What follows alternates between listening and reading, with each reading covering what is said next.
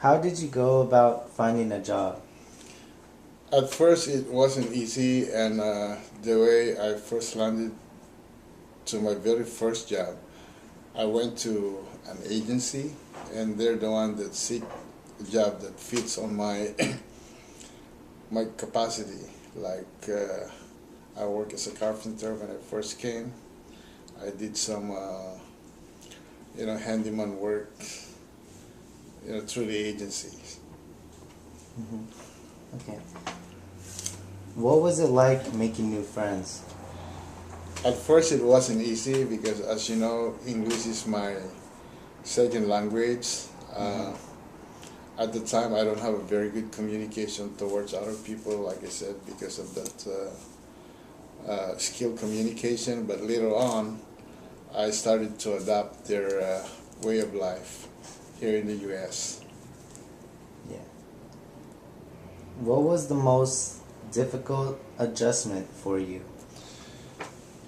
The most difficult adjustment I ever had, as far as I remember, was the change of weather, the change of climate.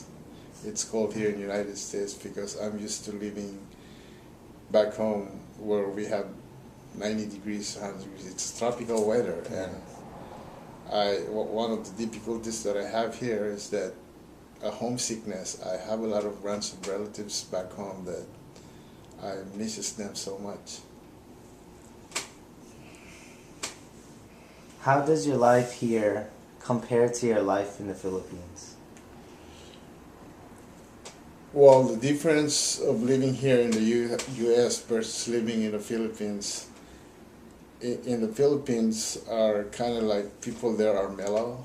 They're not really rushing, waking up in the morning, trying to rush getting to their destination. Work is number one.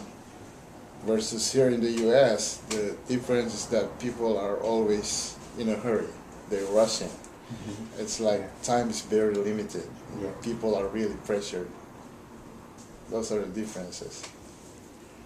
Did you experience any discrimination when you came here? At some point, I have.